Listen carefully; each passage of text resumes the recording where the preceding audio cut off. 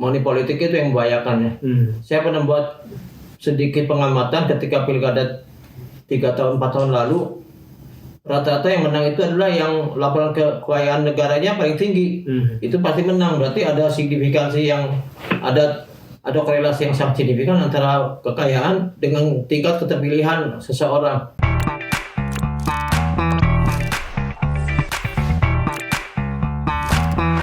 Assalamualaikum warahmatullahi wabarakatuh. Waalaikumsalam. Apa kabar sahabat Pantan Podcast? Ini agak spesial karena saya berada di kediaman seorang senior saya, juga penggiat sosial dan orang yang dikenal bukan saja di Banten tapi juga nasional karena pemikiran-pemikirannya. Siapa dia? Wakil Ketua Ikatan Cendekiawan Muslim Indonesia, Korwil Banten, Kang Boyke. Apa kabar, Kang? Alhamdulillah saya baik-baik. Dan sebelum kita mulai bincang-bincang santai ini, saya berharap sahabat Pantan Podcast terus mengirimkan doa semoga Kang Boyke bertambah baik kesehatan, pulih kembali seperti setiap kali. Kembali. Dan Banten agak sepi nih, Kang. Tanpa Kang Boyke. Biasanya ramai. Bener nggak? Ya enggak juga lah. Saya di Banten bukan siapa-siapa. Iya, tapi waktu Kang Boyke masih aktif ini kan hampir setiap hari pemberitaan ini diwarnai oleh pemikiran-pemikiran Kang Boyke. Nah, sekarang kita akan coba bahas nih dari perspektif It's Me. Karena ketika kemarin HUT Banten nih, It's Me belum terdengar nih perspektifnya tentang Banten. Nah, sekarang saya ingin tanyakan langsung ke Kang Boyke, gimana pandangan Kang Boyke sebagai wakil ketua It's Me melihat Banten saat ini? Alhamdulillah, It's Me sebagai salah satu organisasi yang ada di Banten memberikan hadiah dalam rangka ulang tahun Banten 21 itu buku kompilasi tulisan-tulisan para pengungsi It's Me yang berjudul Banten Masa Kini, Masa Lalu, Masa Kini, dan Masa yang akan datang. Buku itu merupakan kumpulan tentang snapshot para cendekiawan terhadap kondisi Banten sejak awal berdiri 21 tahun lalu hingga hari ini. Jadi kalau Pak Ekstrim bertanya bagaimana kondisi Banten, alhamdulillah kebetulan saya juga terlibat waktu pembentukan provinsi. Saya mengamati kemajuan itu ada, pembangunan ada. Terlebih ketika era Pak WH dan Pak Rano itu jalan ke wilayah selatan itu dibangun, karena dulu wilayah selatan itu ada pepatah, kalau orang bilang ada pepatah di sana ada jalan, there's a way, there's a will, di sana ada kemauan, di situ ada jalan, tapi kalau di selatan itu beda. Pepatahnya bukan there's a will, there's a way, tapi there's a way, there's a will. Di sana ada jalan, di situ ada kemauan. Saking rusaknya jalan itu di sana, bukan di sana ada jalan, di situ ada kemauan, tapi di sana dulu kan kalau pepatah yang benar kan di sana kemauan, di situ ada jalan. Kalau di selatan tuh harus ada jalan dulu baru ada kemauan. Kalau nggak ada jalan, nggak ada kemauan, karena jalan tersebut jadi obstacle atau rintangan yang sangat hebat. Kita lihat beberapa minggu lalu aja masih beredar di media sosial ilustrasi orang ke puskesmas atau ke fasilitas kesehatan dengan ditandu karena jalannya jelek di Pandeglang. Atau terakhir itu banjir di wilayah Rangkas Bitung di Desa Nameng.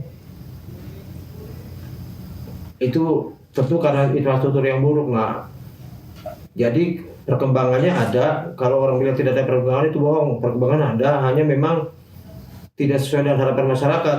Karena kalau kita ingat dulu pembentukan itu isu yang diangkat itu ketertinggalan, keterbelakangan, kebodohan. Jadi siapapun pemimpinnya harus menjawab dari isu tersebut. Keterbelakangan, alhamdulillah, dan kebodohan sudah terjawab oleh Dinas Pendidikan dengan rata-rata usia sekolah yang sudah membaik. Tapi memang masyarakat era sekarang kan masyarakat, apalagi era informasi teknologi yang begitu pesat itu, masyarakat bisa membandingkan Banten jadi provinsi kan bareng dengan Gorontalo dan Banten dengan Maluku. Tapi kok kenapa Maluku Gorontalo lebih maju, tapi Banten dibandingkan dengan sana kurang pesat gitu. Terutama masalah kita sampai hari ini ada disparitas utara selatan. Karena Banten itu unik. Semua kabupaten itu orde pembangunannya mulai dari orde 1 sampai orde 5 ada. Orde 1 di Lebak Rangkas Bitung, Yang sekolah aja susah, karena susahnya bukan karena sekolahnya, tapi susah karena sabotasinya. Sampai dengan Tangerang Orde 5 yang hidupnya sudah high tech gitu, dengan terbiasa dengan menggunakan wifi atau internet, dibandingkan dengan wilayah Lebak, wilayah selatan, Rangkas Bitung dan sekitarnya. Itu di Lebak itu sabotasi aja sulit, fasilitas kesehatan jauh, fasilitas pendidikan juga tidak mudah. Nah itulah yang harus dilakukan oleh pemimpin, itu adalah menyeimbangkan pembangunan utara selatan. Sampai kapanpun namanya disparitas pasti ada. Wilayah utara pasti lebih tertinggal daripada selatan, karena selatan tuh lebih menarik untuk dibangun oleh para pemimpin kita. Padahal waktu jadi provinsi itu harusnya yang diharapkan masyarakat itu adalah wilayah utara terbebas dari kemiskinan. Tapi ketika jadi provinsi, kepala daerah kita lebih baik membangun wilayah selatan, sehingga kota itu menjadi semakin maju, makin macet, tapi daerah atau desa tetap aja tertinggal. Nah ini adanya disparitas itu membutuhkan kepekaan para pemimpin kita atau kepala daerah Banten untuk menyeimbangkan pembangunan utara selatan. Caranya gampang, dengan melakukan pengaturan trimming APBD. Contohnya dana alokasi khusus atau dana alokasi umum wilayah selatan ditambah, karena selatan itu tidak berdaya, kalau dia tidak ada bantuan di provinsi tidak bisa membangun. Tapi kalau utara, walaupun provinsi tidak kasih uang, masyarakatnya tetap bisa membangun. Apakah dengan patungan, saweran, atau dengan mencari investor asing dan sebagainya. Tapi kalau di wilayah selatan itu, kalau pemerintah provinsi tidak mampu membangun, makanya tugas pemerintah provinsi itu adalah penyeimbang antara utara dan selatan. Di antaranya mengatur, mengendalikan investor dan sebagainya supaya selatan itu maju juga, utara tetap dibangun, tapi tidak terjadi kesenjangan yang begitu hebat gitu loh. Nah ini kesulitan yang di Banten 21 tahun ini, itu di antara kesulitannya menyeimbangkan pembangunan utara selatan. Dan isu itu akan selalu jadi isu tiap tahun kalau tidak ada terobosan. Karena saya menilai kadang-kadang kepala daerah kita ini kadang-kadang tidak peka terhadap data-data gitu loh. Contohnya Banten pernah jadi ranking pertama pengangguran terbuka nasional, sampai hari ini masih ranking pertama juga rasio pengangguran terbuka. Berarti kan tidak peka terhadap data. Harusnya ketika 3 tahun berturut-turut itu atau 5 tahun itu kan tidak pernah lepas dari 5 besar. Harusnya mengambil terobosan supaya dia lepas dari 5 besar. Jangan sampai ranking 1 lagi, ranking 1 bangga dengan rankingnya, tapi sebetulnya ranking yang negatif. Sehingga orang-orang yang cerdik pandai berpikir, kok herannya industri banyak tapi kenapa yang nganggur banyak. Itu kan sebuah tanda tanya, ada yang anomali gitu loh. Nah itulah tugas pemerintah, mengatur bagaimana agar tenaga lokal bisa diserap lebih dahulu ketimbang para pendatang gitu. Tapi kita pun tidak bisa melarang pendatang untuk bekerja, karena kan kita NKRI. Selama dia KTP-nya ada, berarti bisa bekerja dimanapun di seluruh negara Indonesia ini. Tapi pemerintah daerah harus tetap melakukan pengaturan bagaimana agar putra daerah bisa terserap, sehingga pengangguran kita tidak tinggi terus gitu. Karena kita cukup malu juga menjadi ranking pertama senasional 3 tahun berturut-turut. Dengan Jawa Barat tuh berganti 1-2, 1-2. Kadang-kadang Jawa Barat 1, kita kedua. Kadang-kadang kita ke 1, Jawa Barat kedua, dan seterusnya. Ini butuh terobosan. Dan semoga wawancara kita malam ini bisa memberikan inspirasi kepada para pemegang kebijakan untuk mengurusi, untuk lebih sensitif terhadap data statistik, supaya data itu yang dibuatnya dengan biaya mahal berguna gitu loh. Sebenarnya dalam dunia pembangunan kita mengenal adanya input-output table dari Leonid Vasiliev, dari matematikawan Rusia, ahli statistik. Jadi input-output table tuh ketika membangun tuh ada dasar akademisnya. Kenapa dibangun jalan di desa Anu? Karena kalau dibangun jalan, inputnya, maka outputnya sekian persen pertanian meningkat, sekian persen pendidikan meningkat, sekian persen ekonomi meningkat. Tidak membangun jalan itu tidak sekehendak DPRD atau sekehendak kepala daerah. Dibangun di sana, akhirnya terjadi 4R, lo lagi. Yang dibangun di situ, terus diulang situ, terus. Nah itulah gunanya input-output table, walaupun mahal, tapi di beberapa daerah digunakan supaya terjadi progresif atau kemajuan yang terukur. Terlebih ketika era pandemi hari ini, harusnya Banten itu pandemi jadikan momentum untuk membangun modal sosial. Yang kita lupa itu, kita sebenarnya punya modal sosial. Waktu zaman kita dengan Jawa Barat, kita dulu ada namanya budaya perelek. Bagaimana seorang ibu kalau memasak beras itu 2 sendok dimasukkan ke dalam wadah untuk disumbangkan. Nah, perelek ini merupakan modal sosial kita untuk membangun gotong royong. Harusnya di Banten itu ada program gubernur sebagai solidarity maker, membangun solidaritas masyarakat. Bagaimana agar masyarakat lebih peduli dan bangkitkan modal sosialnya. Di antaranya ada operasi gandeng tangan, namanya satu keluarga mampu menggandeng 2 keluarga yang tidak mampu. Nah itu yang harus dilakukan karena pemimpin kan Pak Iksan tahu ada dua jenis, dua macam, ada namanya good facilitator, ada solidarity maker. Sebagai pembangun solidaritas karena Banten itu terkenal solidaritasnya dari zaman dulu kan sangat solidar gitu Banten itu. Itulah kenapa ada budaya rapat beduk karena dulu suka ada pertarungan antar desa itu karena solidaritas. Nah diganti kepala budayawan perkenalkan rampak beduk. Jadi selain tawuran diganti dengan lomba mukul beduk. Nah solidaritas itu harus diarahkan oleh pemimpin kita agar menjadi solidaritas yang berguna, yaitu gotong royong. Nah itu yang harus kita sosialisasikan adalah pandemi ini menjadi momentum untuk membangkitkan modal sosial masyarakat. Ini yang sebetulnya harus diangkat. Apalagi Pak Iksan kan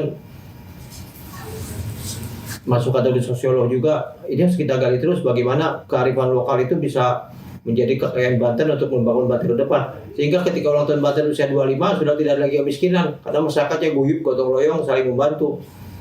Merasa malu dengan kemiskinan yang tinggi, merasa malu dengan pengangguran yang tinggi, sehingga masyarakat akan berlomba-lomba untuk mencari kompetensi sehingga dia tidak menganggur atau dia bisa diserap di industri yang ribuan industri yang ada di Banten ini.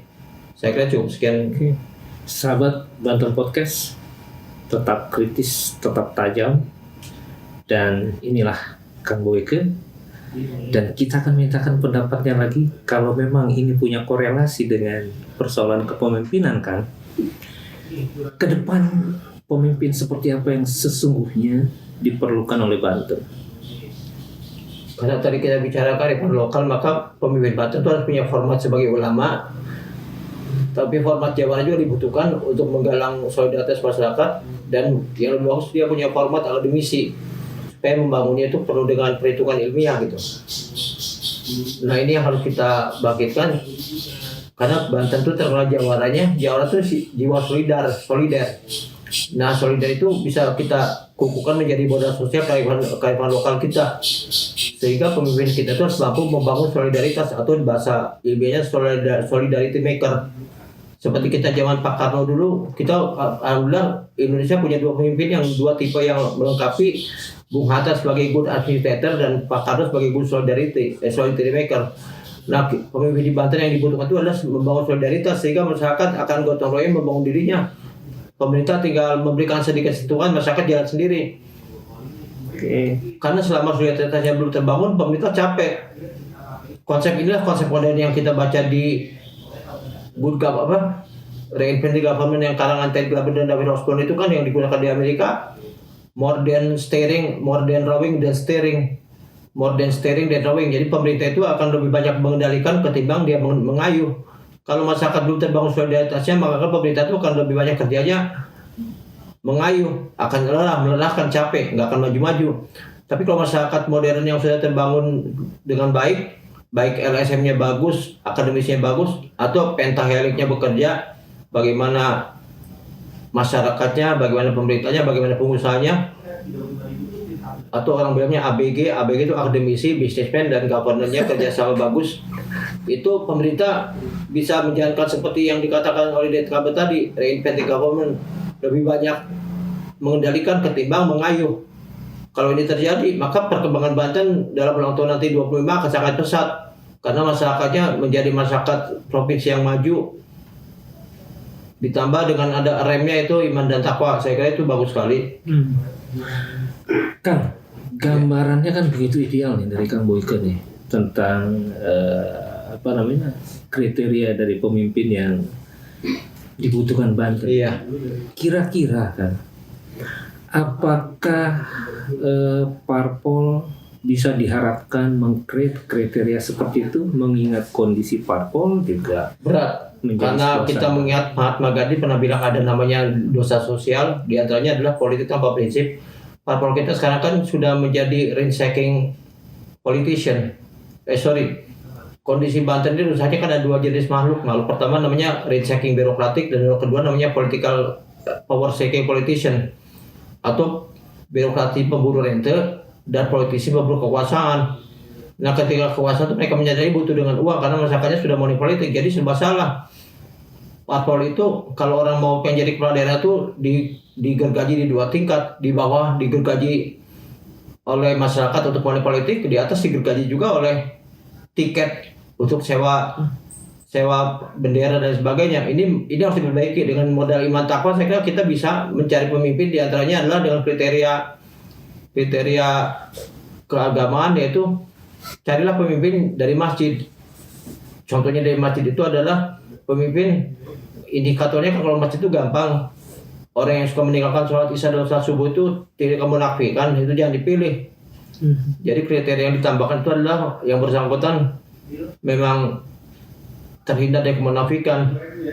Bagaimana caranya? Ya gampang, kita melibatkan para pengurus DKM untuk memberikan rekomendasi, atau kita buat gerakan bagaimana masyarakat melakukan seleksi sendiri gitu loh. Nah, Kang, ini menarik nih, Kang. Jadi rekomendasinya dari DKM, bukan dari lembaga survei, Kang ya? Oh, jangan dari lembaga survei. Ada catatan apa, Kang Boyke, tentang lembaga survei? Lembaga survei itu kan lembaga bayaran, karena dia dan statistik itu kan ada bukunya berbohong dengan statistik. Kebetulan saya dosen statistik di Untirta di Fakultas Ekonomi dan Bisnis. Saya mengerti bagaimana mengolah data supaya hasilnya meyakinkan. Karena samplingnya, kalau ketika mengambil sampel, ambil aja sampel walaupun secara random, tapi sampelnya bisa dipilih. Daerah yang sipulan bagus dipilih aja di situ sebagai sampel. Oke. Terus bagaimana dengan dua variabel yang selalu mengikat pemilih, yaitu elektabilitas dan popularitas? Punya catatan tersendiri, Kang Boyke? Ya itu tadi, masalah kita kadang-kadang suka goyah dengan money politik, itu yang membahayakan ya. Saya pernah buat sedikit pengamatan ketika pilkada 3 tahun 4 tahun lalu, rata-rata yang menang itu adalah yang laporan kekayaan negaranya paling tinggi.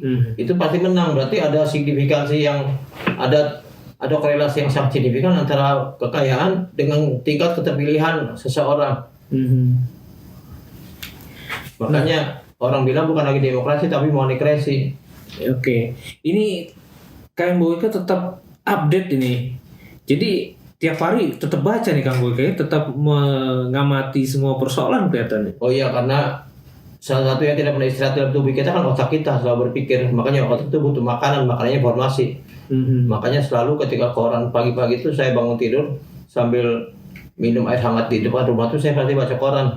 Oke. Nah dari situlah kita bisa amati perkembangan termasuk Pilpres kan 2024 ini, kita mulai dengan Pilpres dan Pileg segala macam. Hati-hati loh. Bencana alam itu ada dua macam, ada bencana alam yang alam menyebabkan, ada bencana namanya antropogenetik, yaitu bencana yang disebabkan oleh kesalahan manusia. Bencana yang paling bahaya itu bencana politik. Bencana politik, bencana alam itu kadang-kadang bisa dimitigasi, beres. Tapi kalau bencana politik itu, karena ketika ada bencana alam itu maka keputusan politik itu akan menentukan penanggulangannya. Ya saya mohon maaf, kita di Banten ini sangat memalukan. Masa uang COVID aja dikorupsi gitu, masker aja dikorupsi kan. Iya. Nah ini sangat memalukan, artinya jangan sampai kita menimbulkan bencana antropogenik, yaitu bencana yang disebabkan oleh kesalahan manusia. Yaitu makanya para pendengar sekalian tolong hati-hati ketika nanti Pileg, pilihlah yang sesuai dengan nurani, tapi milih nggak bisa pakai nurani ya, pakai paku. Nyoblos itu nggak pakai nurani, pakai paku. Iya. Nah, Kak, perlu kesadaran untuk sebuah perubahan. Iya. Apalagi kita akan menghadapi satu rotasi atau sirkulasi kekuasaan. Nah, Kang, apa yang bisa disampaikan ke sahabat Banten Podcast untuk cerdas dalam memilih? Kira-kira dari sisi kalau dikatakan pakai nurani di atas permukaan atau hal-hal yang memang bisa diamati itu seperti apa? Yang pertama harus digarisbawahi, pertama jangan memilih karena dikasih uang, karena itu dalam agama tidak boleh. Tapi memilihlah dengan informasi sedikit apapun, kita tahu bahwa yang dipilih itu memang orangnya amanah, orangnya memiliki kompetensi, atau orangnya jujur dan sebagainya. Oke. Itu yang pertama harus dilakukan adalah jangan memilih karena uang. Kalau memilih karena uang, walaupun 100.000 tapi kita akan menderita selama 5 tahun sampai pemilihan berikutnya. Oke. dan itu cukup mengganggu, meresahkan, bahkan menjadi apa yang Kang Boyke istilahkan tadi menjadi gejala politik, bencana politik. Iya. Nah, bencana politik ini sesuatu yang kemudian tidak terlihat tapi terasa kan? Iya. Terasa sekali bahwa ini menjadi hal yang tidak pas dengan perasaan kita, dengan apa yang kita inginkan, kan begitu Kang? Iya betul. Gitu. Nah Kang, sekali lagi nih Kang, ketika menghadapi 2004 mendatang, gitu kan, apa sih sebetulnya yang harus direformasi dari partai politik? Ya ternyata sistem kaderisasinya itu, mohon maaf ya, saya bukan promosi nih. Sistem kaderisasi yang paling bagus itu tetap milik Golkar, karena Golkar itu ada karakter des, yaitu penseleksian kader dari tingkat desa, kemudian nanti ke tingkat kecamatan, baru sampai tingkat pusatnya tidak gampang. Tapi hari ini ketika orang punya duit banyak langsung masuk partai, langsung jadi pengurus, bahkan mendapatkan nomor jadi kalau sistemnya. Tapi kan sekarang udah sistemnya distrik, itu tidak bisa begitu. Kalau dulu sistemnya nomor urutnya yang tentuin parpol, karena parpol tadi sudah memiliki dosa sosial yaitu politik tanpa prinsip, itu sistem kaderisasi parpol harus diperbaiki. Jadi seorang yang menjadi petinggi parpol itu orang kader dari tingkat bawah. Jangan kader dari tingkat bawah tiba-tiba ada orang bawa duit datang diinjak, yang merintis dari bawah tidak jadi elit parpol, tapi yang jadi elit parpol orang yang punya duit. Ini hati-hati juga. Oke. Nah Kang, ketika seseorang terpilih menjadi kepala daerah, menurut Kang Boyke perlu nggak dia menyatakan, mendeklar harus keluar dari partainya karena memang dia harus berdiri pada semua? Ya, kalau kita sempat mendengar ada peribahasa dari Amerika tuh, pengabdian kepada partai berakhir ketika dia mengabdi pada negara. Oke. Atau dalam bahasa Prof. Jimli itu, carilah orang yang sudah tuntas dengan dirinya. Maksudnya sudah tuntas dengan dirinya itu orangnya sudah beres, udah anaknya sudah pada bekerja, kekayaan minimalnya dia sudah cukup, maka dia ketika jadi pejabat tidak sibuk dengan dirinya, tapi dia mau ngurus orang lain. Yang ini harus dipilihkan. Jadi jangan sampai memilih orang tuh yang belum tuntas dengan dirinya. Hati-hati, walaupun manusia tidak yang pernah tuntas, tapi yang tidak bisa dikira-kira lah bahwa ini orang kalau jadi nggak mungkin memperkaya diri dulu gitu. Kang, bisa diperjelas mengenai dua tipe kepemimpinan tadi? Dua tipe ini kalau kita belajar dari sejarah, kita punya pemimpin Bung Hatta tuh good architector, seorang arsitektur yang baik, pintar mengatur, teliti dalam akuntansi, teliti dalam pengeluaran pemasukan negara sehingga korupsi bisa ditekan. Dan solidarity maker itu Bung Karno itu bisa, ketika Bung Karno bilang gotong royong maka masyarakat gotong royong. Nah seorang solidarity maker itu harus punya pribadi yang menjanjikan, namanya promising personal. Jadi ketika dia punya konsisten komitmen terhadap apa yang dikatakan, bukan jargoni. Atau jargon itu bahasa sayangnya bisa ngajar bisa ngelakoni. Karena misalkan karena contoh, yang contohnya sekarang ini ketika pandemi itu yang kita butuhkan adalah, coba kalau Pak WH itu adalah seorang yang good solidarity maker, maka kita dia bilang masyarakat harus saling bantu-bantu gotong royong, maka masyarakat bangkit sendiri gotong royong. Contohnya kita di Jawa Barat, kita pernah ada gerakan namanya Rewangan Sarupi, atau sejenis dengan yang Emil Salim lakukan ketika zaman dulu. Masyarakat Minangkabau yang di luar Minang itu buat gerakan namanya Gebu Minang, yaitu patungan 1.000 satu orang Minang yang di luar Minang, patungan Rp1.000 satu orang, tapi kalau jumlahnya banyak. Saya kira Banten juga banyak termasuk luar negeri, makanya kita buat gerakan namanya diaspora Banten, namanya gerakan Saweran Sadulur Salembur. Saweran Sadulur untuk lembur. Artinya diaspora Banten ini semua orang Banten di luar buat saja gerakan suruh saweran. Jadi Banten ketika mau membangun gak usah pinjam ke PT SMI yang pakai riba. Dan itu bertentangan dengan Islam juga. Padahal semua kita iman takwa tapi menggunakan pinjaman pakai riba itu bahaya. Jangan sampai Gunung Krakatau nanti ngamuk gitu loh karena kita melanggar syariat. Kebetulan saya pernah jadi ketua masyarakat syariah, jadi sangat sensitif terhadap hal seperti itu. Nah lebih baik kita buat gerakan saweran sadulur untuk lembur, yaitu kita buat gerakan Banten diaspora. Orang Banten yang di Mekah, yang di Arab Saudi kan banyak, orang Banten yang jadi TKA banyak dikumpulkan, suruh patungan membangun Banten, pasti setuju karena pemimpinnya punya semangat solidarity maker, bisa membangun solidaritas. Ketika dia bilang ayo semua sumbangan, itu pemimpin yang bisa bawa solidaritas, itu pemimpin yang harus dipercaya. Ketika dia bilang sumbangan, karena kita ingat juga modal sosial itu, kalau kata Francis Fukuyama, modal sosial tertinggi itu adalah namanya high trust people. high trust society. Ketika masyarakat sudah high trust, suruh minta sumbangan akan nyumbang. Kenapa dia nyumbang? Karena percaya sumbangannya berguna. Tapi kita sempat di korupsi, jangan sampai nanti timbulnya low trust society. Low trust society itu masyarakat yang tidak ada kepercayaan pada pemerintah, itu berbahaya. Pemerintahnya seperti suruh vaksin nggak akan mau vaksin karena low trust itu. Makanya ketika pandemi ini harus kita ada momentum membangkitkan modal sosial. Kebetulan Banten ini terkenal dengan daerah yang sangat solider zaman dulu. Ini harus dibangkitkan modal sosialnya. Tentunya Pak WA sebagai kepala daerah harus berani menghimbau bersuara dengan lantang, ayo Banten bangkit dengan gotong royong bersama. Di antaranya Pemprov membuat mendata masyarakat Banten yang di luar negeri mana saja, kemudian buat gerakan Banten diaspora. Kemudian tengah masyarakat dibuat gerakan seperti yang saya katakan tadi, relawan Sarupi atau gerakan PLX atau gerakan operasi gandeng tangan. Satu keluarga mampu menggandeng, dua keluarga tidak mampu. Katakanlah dimulai dengan ASN di Pemprov, setiap bulan mensedekahkan 100.000 untuk membantu keluarga yang tidak mampu. Saya kira kalau dicontohkan dengan Pak WA sendiri, masyarakat pasti nurut lah, karena masyarakat akan timbul high trust society, masyarakat yang dengan sangat tinggi tingkat kepercayaannya. Jangan sampai pandemi ini justru menimbulkan low trust society. Makanya kasus yang saya katakan korupsi masker yang pernah terjadi itu sangat menghancurkan trust masyarakat kepada pemerintah daerah. Ini harus kita jaga, jangan sampai turun. Termasuk acara podcast hari ini adalah untuk membangkitkan masyarakat yang sampai terjun drastis kepercayaannya pada pemerintah. Pemerintah harus bekerja sepenuh hati meyakinkan masyarakat bahwa gua bekerja benar-benar, jadi setiap 1 rupiah pun akan saya pertanggungjawabkan untuk masyarakat. Terlebih semboyan kita satu-satunya provinsi yang semboyannya melangit. Kalau provinsi lain itu semboyannya membuni, Gemari Pare-Perapi, Loh Cinawi, Toto Ketua Raharjo. Kalau Banten itu semboyannya apa? Iman Takwa kan melangit kan. Satu-satunya provinsi di Indonesia yang semuanya sangat melangit. Makanya kadang-kadang kalau buat LPJ-nya indikatornya apa? Iman Takwa itu susah juga. Kebetulan saya pernah terlibat dengan LPTK membuat penelitian tingkat survei melek huruf Al-Quran dengan Profesor Lili Romli, Ketua ISMI. Alhamdulillah hasilnya memang ada yang membanggakan, tapi prihatin juga karena masih sekitar 30% orang Banten nggak bisa baca Quran. Padahal kan Banten taunya provinsi 1 juta santri, 1.000 kiai atau ratusan pesantren. Harusnya untuk membangkitkan solidaritas masyarakat dengan semboyan iman takwa tadi, maka pembangunan Banten harus berbasiskan agama semuanya.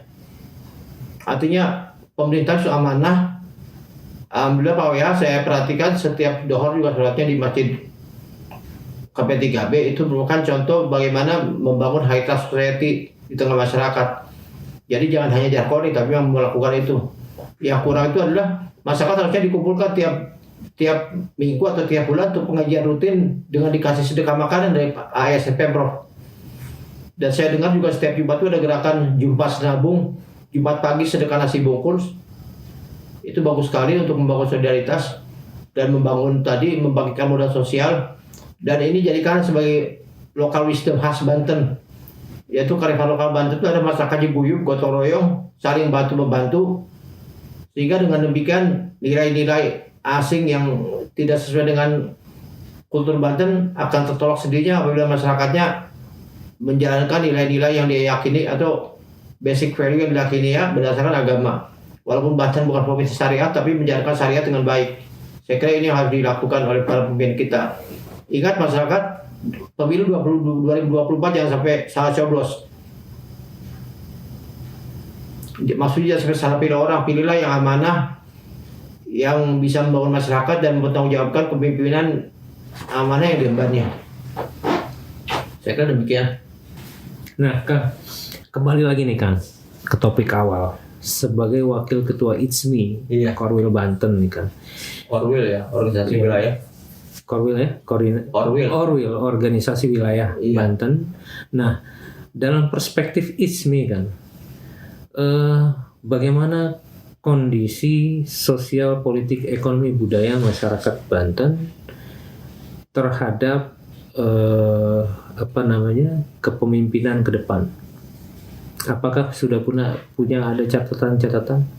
Ya, memang kita butuh pemimpin Banten itu ada sesuai untuk menjawab tantangan Banten jadi provinsi. Yang saya katakan tadi, dulu Banten itu memperjuangkan provinsi kan ada 3 hal: keterbelakangan, kemiskinan, kebodohan. Jawablah isu ini ya, pemimpin yang bisa menjawab ini yang kita pilih. Okay. Termasuk kita buat gerakan pemimpin independen itu yang seperti kita contoh Jogja. kita buat panitia independen di masyarakat untuk memilih calon-calon yang bisa diajukan, kemudian kita ajukan ke KPU agar dia bisa jadi calon jadi. Setelah calon jadi barulah pemilihannya pemilihan umum biasa. Sekarang selama ini kalau kita mengadakan pemilihan umum konvensional, pasti orang ketika mau nyalon saja sudah dimintain uang. Logikanya manusiawinya adalah orang itu kalau dia keluar modal pasti ketika jadi akan mikir baik modal terlebih dahulu. Ini membahayakan. Ya. Jadi bagaimana agar partai mencari calon itu jangan menggunakan tarif. Saya kira masyarakat harus memberikan sanksi sosial. Partai yang terbukti mendagangkan kursinya harus diberi sanksi sosial, nggak usah dipilih lagi. Ya, ya. Tapi kemudian juga partai pinter nih kan, sebelum pemilu dia sudah berbagi-bagi. Iya, investasi di kepala desa. Itulah politik. Iya. Tapi kan Banten kan masyarakatnya religius, seharusnya tidak begitu. Iya. Dia harus mengimani bahwa itu amanah itu harus dijaga karena akan dibentukkan di hari akhir nanti. Oke. Di sini peran tokoh agama berperan untuk bagaimana melakukan pendidikan politik yang sesuai dengan syariat. Oke. Ketika Kang Boyka nyebut tadi tentang KPU atau penyelenggara pemilu, Kang Boyka melihat penyelenggara pemilu seperti apa nih? Ya, penyelenggara pemilu juga sama, karena kekuasaan itu maka semua bermain opera sabun. Saya pernah buat tulisan, jadi orang itu mulai mengatur dari anggota KPU-nya diatur, kemudian dari anggota Bawaslu-nya sampai anggota KPPS-nya diatur juga supaya dia memudahkan,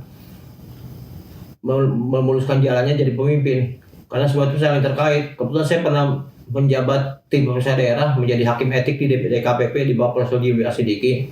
Jadi saya mengerti bagaimana pelanggaran-pelanggaran itu terjadi karena memang sedemikian rupa didesain semua itu ujung-ujungnya memang UUD, ujungnya duit. KPU juga kenapa dia kadang-kadang tutup mata kalau ada pelanggaran karena urusannya uang. KPPS juga urusan uang kadang-kadang. Sampai sebegitunya Kang ya? Iya, karena saya pernah melakukan sidang terhadap pelanggaran etik KPPS itu. Alasannya waktu pemilu terakhir itu karena capek, karena memang betul ngitung itu sampai jam 3 malam. Tapi pas saya amati di daftar berita acaranya, Ibu kenapa kalau capek kok yang bertambah si A terus, yang berkurang si B terus. Ya tadi dia dapat handphone. Handphone terbaru Samsung. Jadi walaupun saya capek tapi yang bertambah si A terus 5 angka bertambahnya. Yang berkurang selalu korbannya itu. Karena rupanya si A membayar untuk ditambahin oleh KPPS. Jadi memang sesuai dengan sejarah dengan prediksi ilahiyah di Quran bahwa manusia itu godanya itu uang, materi. Makanya ada harta, tahta, wanita. Orang punya harta akan merebut tahta, setelah merebut tahta punya harta lagi baru menjemput wanita. Itu 3 godaan besar yang harus diawasi oleh masyarakat religius. Maka saya bersyukur tinggal di Banten ini karena semboyannya saya iman takwa. Tapi kok heran, iman takwa masker aja dikorupsi gitu loh. Iya kan. Harusnya kalau korupsi itu pengadaan tank baja yang dampaknya tidak pada seluruh masyarakat. Kang, ngomong-ngomong apa nih kegiatan sehari-hari Kang Boyka nih? Ya seperti biasalah saya menggali informasi, kemudian kadang-kadang ada wartawan yang konfirmasi berita, kadang-kadang ada mahasiswa yang alumni juga main kesini, kita diskusi. Sehari-hari seperti biasalah. Makanya saya kalau berpikir salah satu yang tidak beristirahat itu otak kita selalu berpikir dan gunakanlah ketika otak kita berpikir gunakanlah yang baik dan benar. Berilah nutrisi yang baiknya, informasi yang baik, kemudian diolah dan outputnya seperti hari ini outputnya diminta lagi yang baik. Itulah tujuan kita hidup supaya berkah. Ngajar masih online ya Kang ya? Ya ngajar online. Saya udah minta tatap muka tapi kata mahasiswanya mata kuliah saya statistik tidak bisa hybrid, kalau tatap muka berarti online terus. Iya Kang. Jadi kegiatan nih tiap hari tetap sibuk nih Kang Boyka. Iya, alhamdulillah. Tetap full. Dari mulai ngajar. Alhamdulillah walaupun saya stroke, ada orang bercanda untuk stroke Pak, kalau sekontainer lebih parah katanya. Untuk stroke karena kalau sekontainer lebih parah. Alhamdulillah saya walaupun stroke tapi pemikiran saya masih lancar, bicara saya masih lancar. Kondisi fisik hanya bagian kiri aja masih agak kurang bertenaga. Oke. Kang, terima kasih nih sudah boleh mampir. Kalian ini saya sebagai juniornya kan nengok. Iya, terima kasih banyak nih masih diingat, masih diminta pendapat. Saya kangen nggak dengar petuah dan nasihat serta ilmu dari Kang Boyka. Presisi, selalu tajam gitu ya. Iya. Dan prediktif. Itu yang bisa simpulkan secara pribadi. Iya. Kang, closing statement. kira-kira kan